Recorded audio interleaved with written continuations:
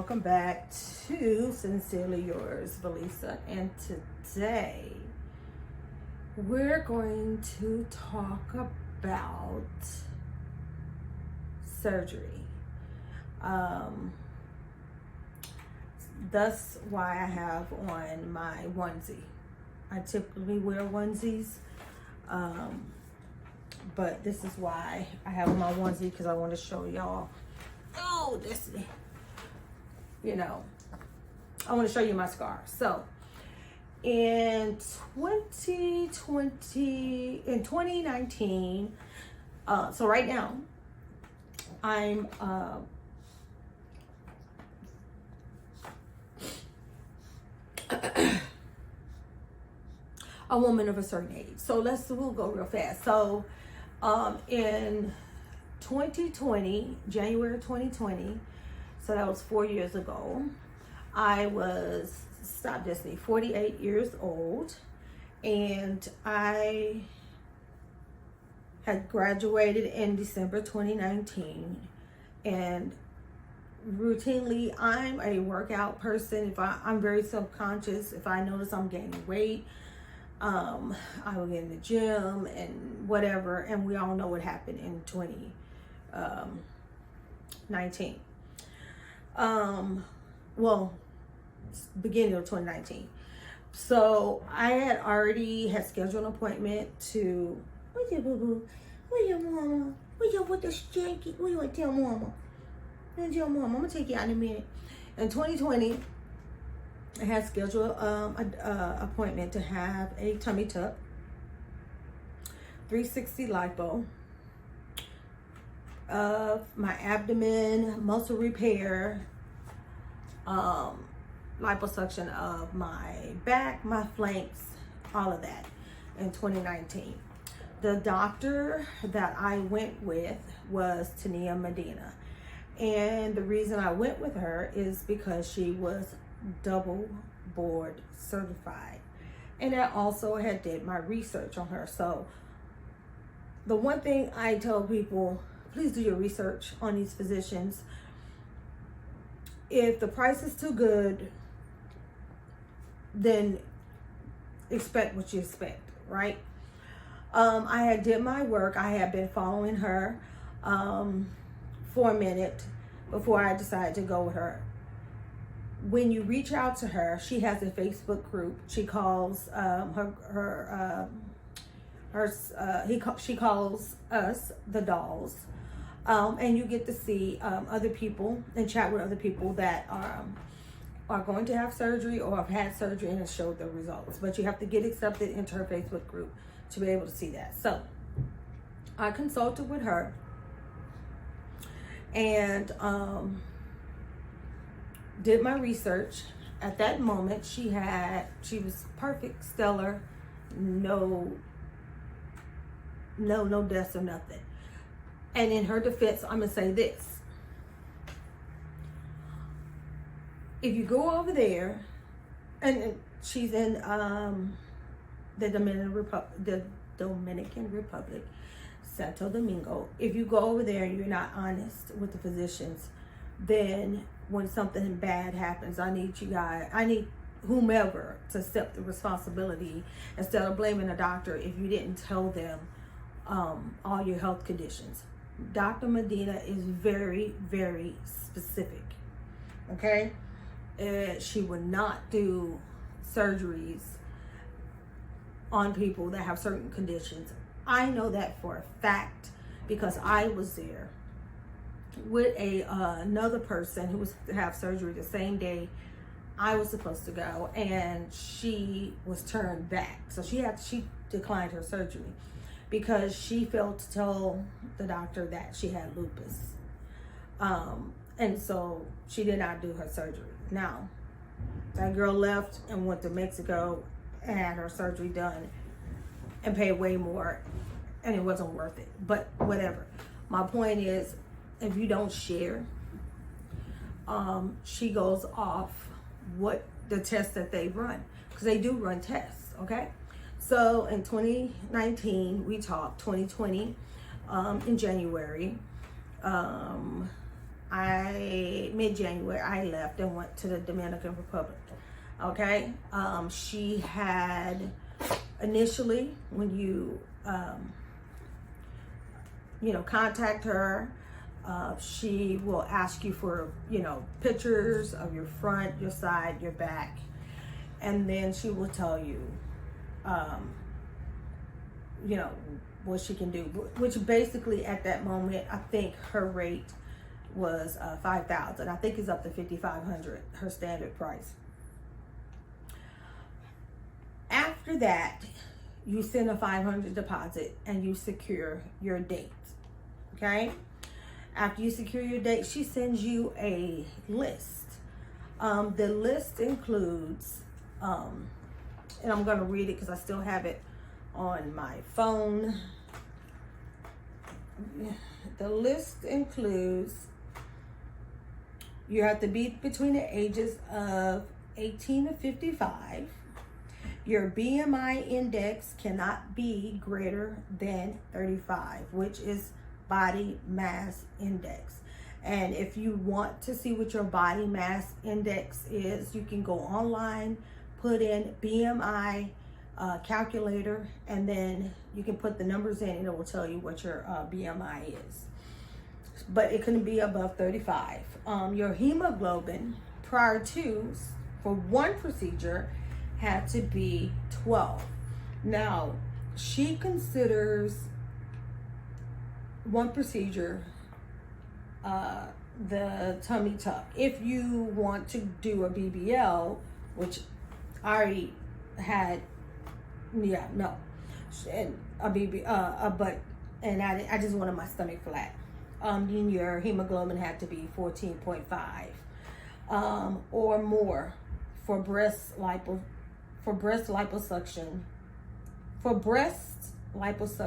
and BBL. Or you can do, I guess, the BBL and the breast. So those were considered two procedures then. I don't think it's the same right now. I think she changed it. She specifically says if you suffer from any health condition that should be taken into account, please notify me as soon as possible.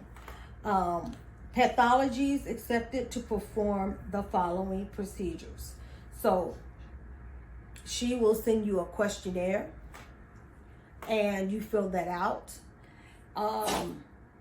She will ask if you had any thyroid issues, asthma, hypertension.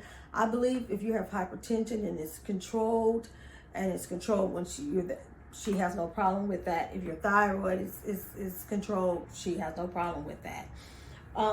But she sends you a questionnaire of your personal information with your name, your date, your age, phone number, email address, past medical history, any allergies, you have any children, immunizations, any allergies to medications, any operations, injuries, previous hospitalizations.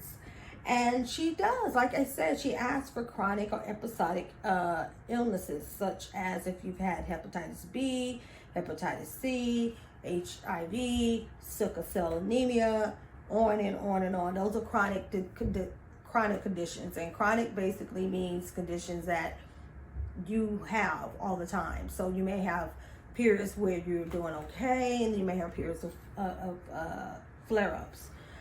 She asked if you had childhood diseases such as measles, mumps, rubella, poliomyelitis, diphtheria, pertussis, meningitis, and others. And then she asked if you have any addiction history, such as alcohol, drug addiction, any medications you're on, do you smoke, or do you have any tattoos? And she asked you to send pictures, like I said, of your front, your side, your back, and give her 24 hours to respond. Right? So you fill out this whole questionnaire and you send it to her, and within like 24 hours, no more than 48 hours, she will send you an email and give you her price, her quote. At that time, my quote was $5,000. That was just for her. Okay. She gives you a list if you ask, I believe, or I don't know if you ask or if you just, I know I asked. No, she sends you a list. So there are certain medications you can get in the U.S. I will tell you to get in the U.S. It's cheaper, such as Lovenox. I forgot what they call it over there. It is the injection that everyone gets post-surgery in the U.S. and it's a preventative of blood clots forming in the legs. It's a shot. You take it once a day. The minimum stay you have to be over there post-surgery is 10 days. 10. You stay in the hospital overnight. Then I stayed in the recovery house. I took my cousin with me because she was a nurse aide, and I'm like, she can help me. And I have a pretty high pain tolerance. So, and I'm a nurse. I know to get up and get the moving. That's the earliest way to getting better, healing, or whatever. Not moving is just something we learn in nursing. You use it or lose it. If you ain't moving, then when you move, it's going to be very painful. Okay? So, she tells you the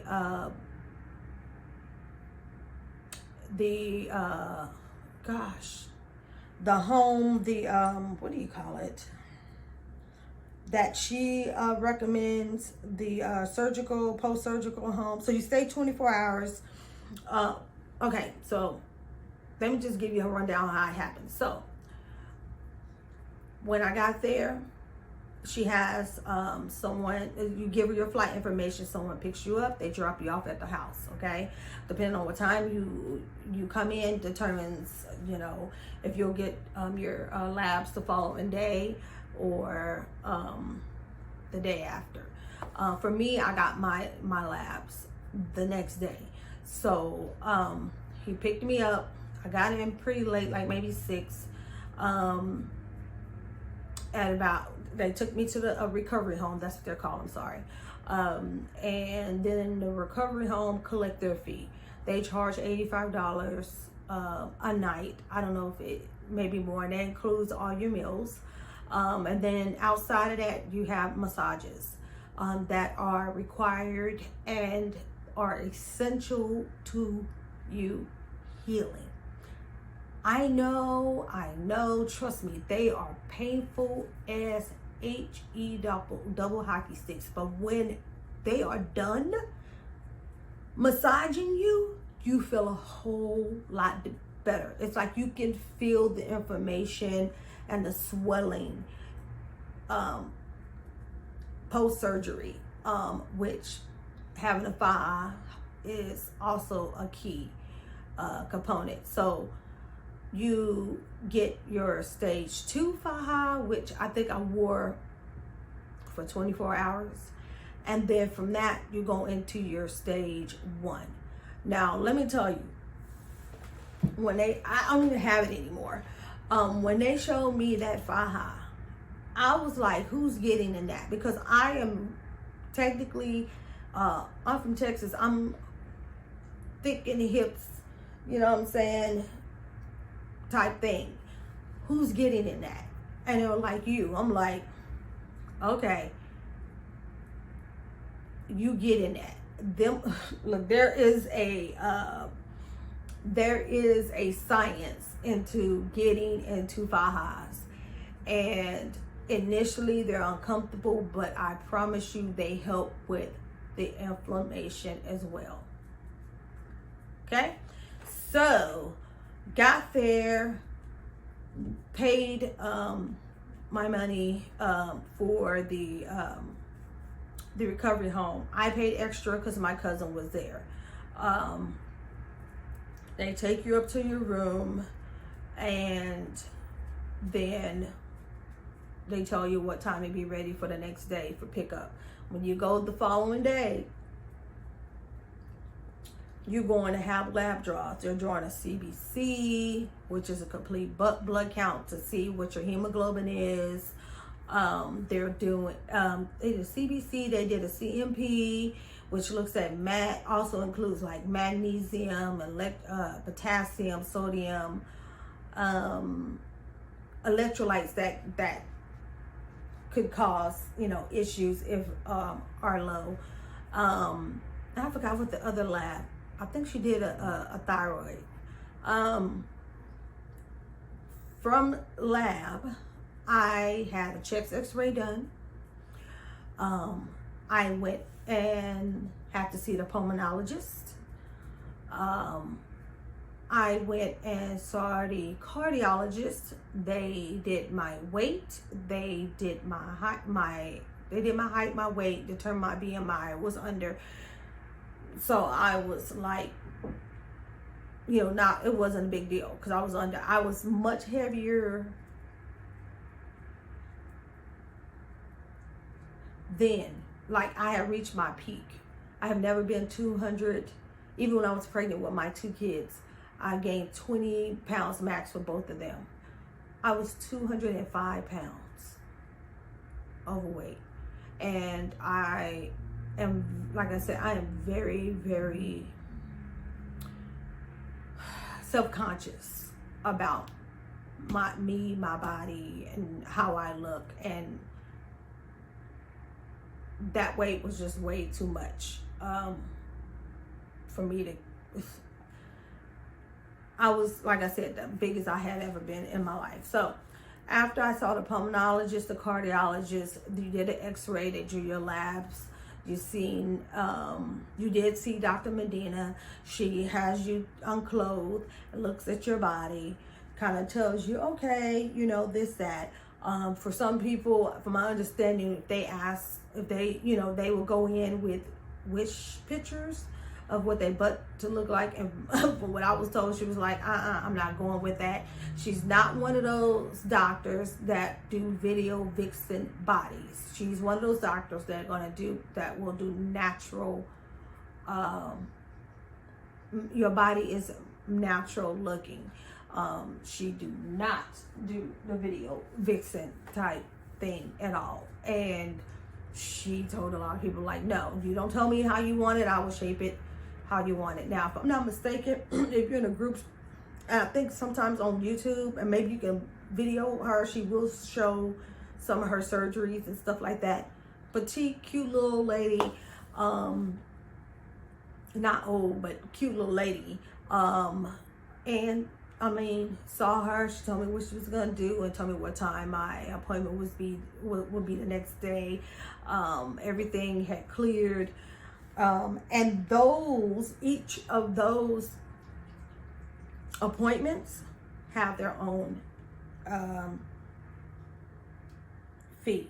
Now, at that time, I'm like, when I know my body, I know my body, I've had, lap appies where they went in, because I had a uterine cyst that will cause me problems all the time. And so they tried to do a partial hysterectomy, and they did it laparoscopically, which are like little bitty incisions. And no matter what type of surgeries I've had, I bleed. I'm a bleeder. So I know my body, but my body will recover. So I did not want to take the blood, but it was, you have to pay.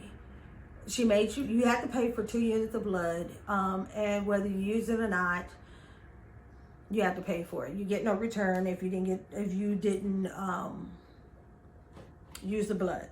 And I think the blood was like additional $250 for the fee. I believe so.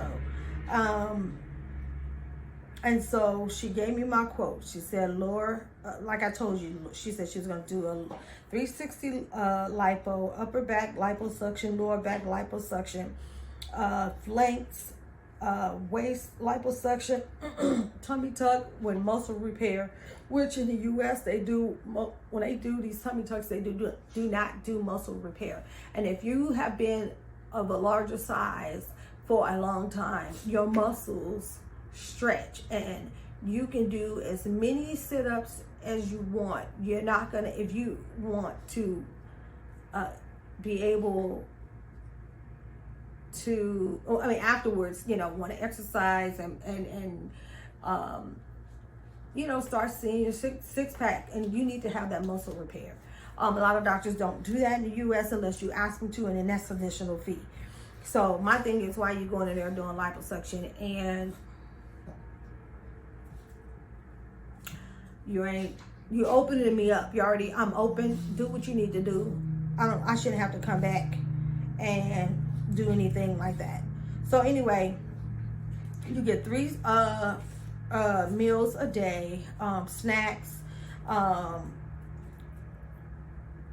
In her quote, it is you get your doctor's visits, where the guy, I forgot what his name was, picks you up and takes you back. They only accept cash.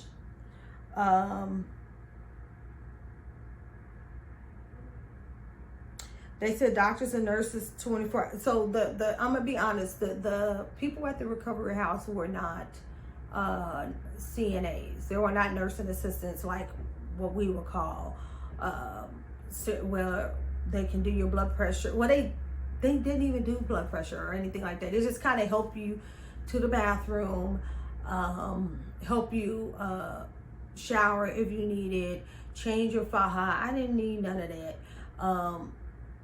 Help you, you know, with your meals downstairs. I had my cousin for that, so I didn't need any of that. So I had to see her twice post-op. And then a third time the day of me leaving.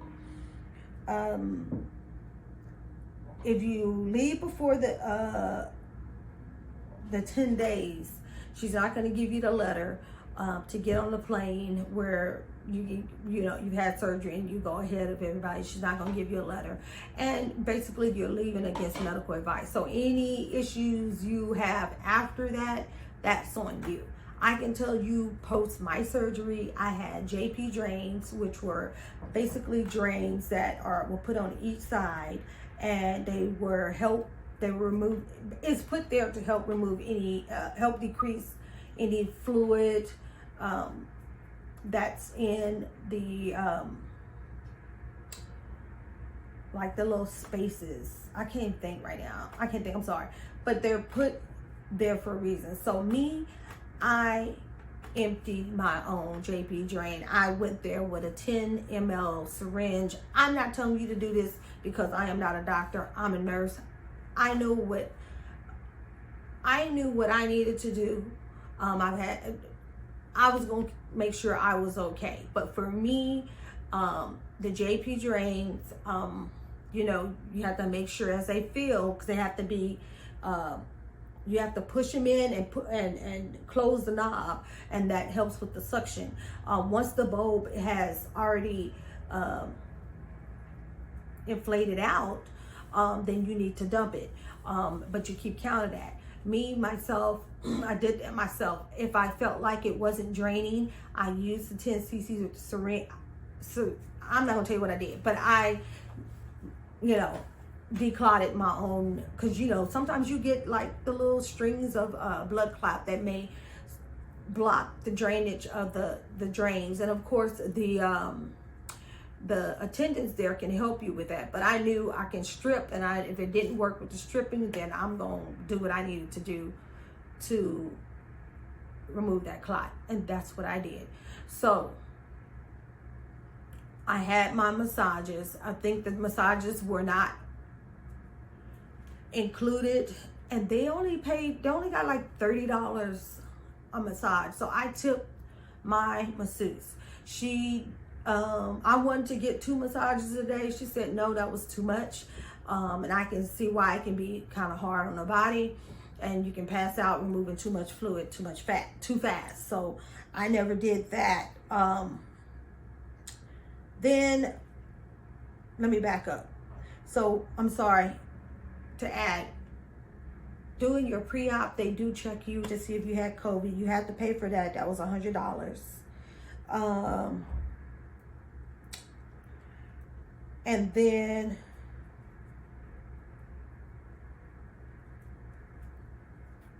I told you about that. I told you about the echo. I'm sorry.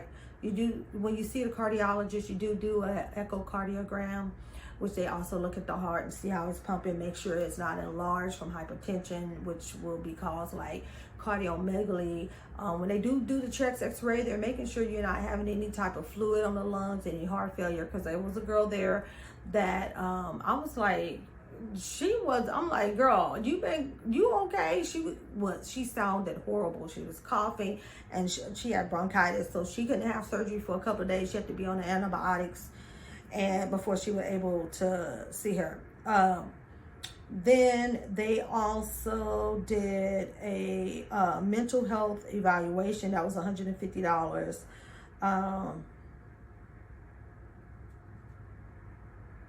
They made you pay for like their insurance there. No, they didn't. At that point, I didn't do that. That wasn't true.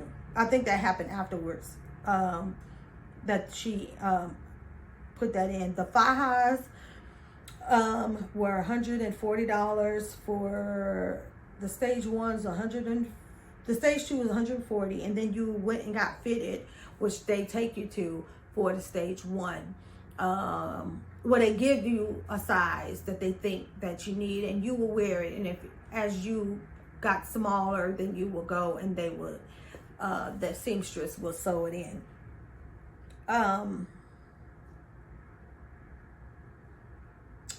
She told you about the 10 massages. You had to get 1 a day. The blood transfusions, like I said, that was, you had nowhere around it. You had to pay for it. It were like 400, 500. If I remember, I think that's what I paid, and you don't get that back.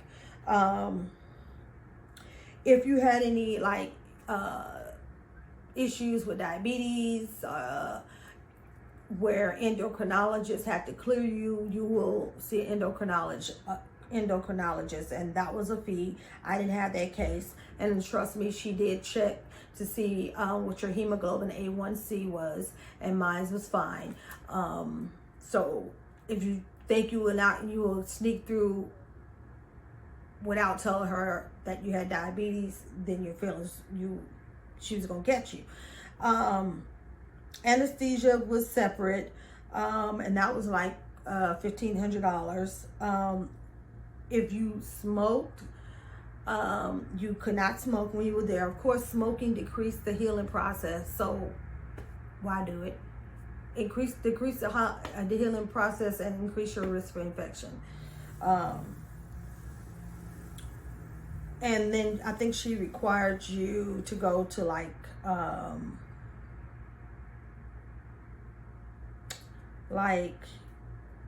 the hyperbaric chamber, I think. Hold on, Destiny. We don't go out. The medications. I know I'm all over the place. I apologize. So with the medications, I just want to double, just let you know. With me, I know that I'm a bleeder. I didn't check my iron prior to going. What I did is I went on Amazon, and let me see what this, I know they probably still sell it, and trust me, this shit was horrible. And like about a month before, I took this liquid iron. It was called Floridex. It was $37. It looks like that top one. I took that every day, and when I got there, my hemoglobin was like 16, which is the normal anyway. It's like 14 to 17 for women, I believe, and I forgot what it is for men. It's like a 1 point difference or so. So I took that to help with, just to make sure my hemoglobin was up.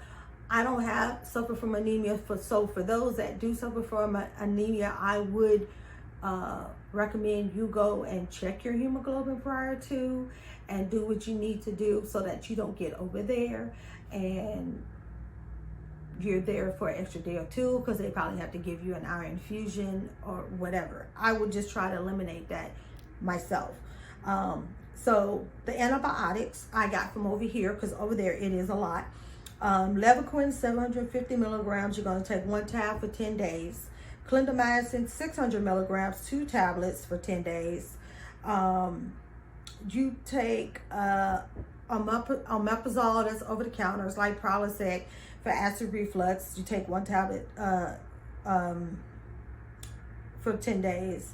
Vitamin C, 1,000 milligrams once every 24 hours for 30 days. And then she had you take an iron tablet for 24 hours for the next 30 days. I told you about the Lovenox, 40 milligrams, once every 24 hours. They call it Clexin over there.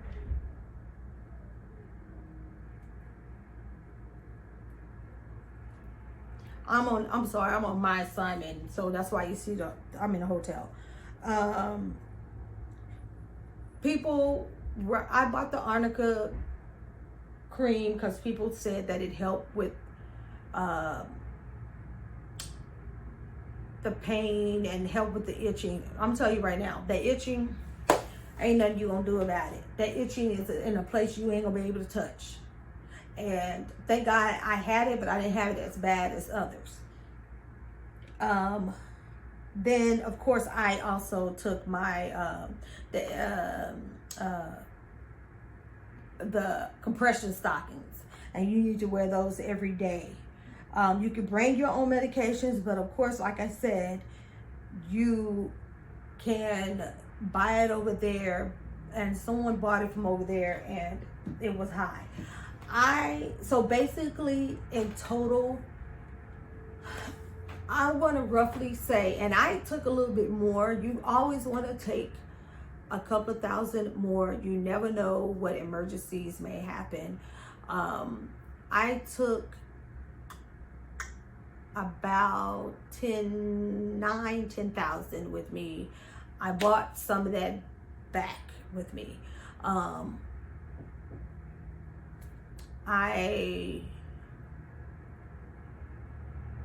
We went to the mall there.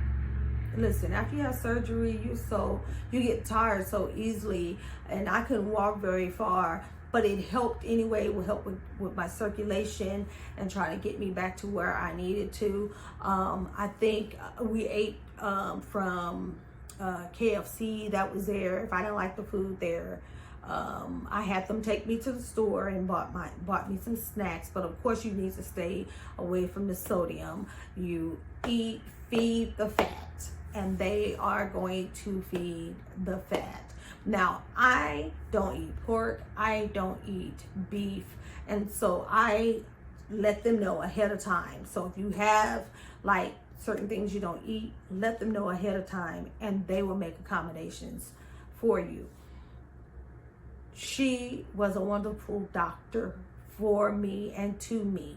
Now, I know after that she had a death and people were reaming her, but I'm like, when I kind of read it, I'm like, she didn't tell her everything she had going on. And that's unfortunate. At the same time, I saw a lot of women go over there to have the surgery and not stay for the 10 days and just to have the surgery, go back to the U. I seen women in the airport with these JP drains. Those JP drains are removed on like day 2 or 3 is when they are removed. It was madness. If you don't have the money to stay the 10 days, I would say save up so you can get what you paid for. when I came back, I still needed to get massages. Of course, lymphatic massages was not a big thing. I ordered a massager off Facebook. I had my cousin come by and she would massage, but I will massage my front and she will massage, you know, the parts I couldn't get to. And I made sure I wore my faja. Now, what I didn't do, because I didn't listen, I was supposed to wear that faja for the first 3 months. I think I didn't make it a month. So, because in my mind, when I took the faja off, I was like, boom, boom. I seen a six pack. I ain't had a back fat. You couldn't tell me nothing. But that was like over 4 years ago. So I'm going to show you what my incision or my scar looks like. I think the other thing that I messed up was as I had the staples in, and I supposed to still, you know, when I stood up post-surgery, I was supposed to stay bent over for the first day or two, but I wasn't. I was like, no, I'm standing up. So the staples kind of pulled. So I'm gonna show you my incision. I'm gonna show you my back. I do have a little bit back fat, and my stomach is still flat, but not as flat as it was. But I'm gonna get that under control because we're gonna get on this healthy thing. So with that being said, let me show you my scar.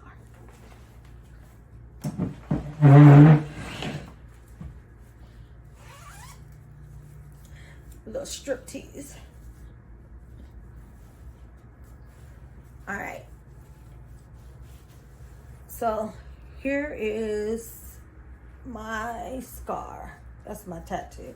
Here is my scar.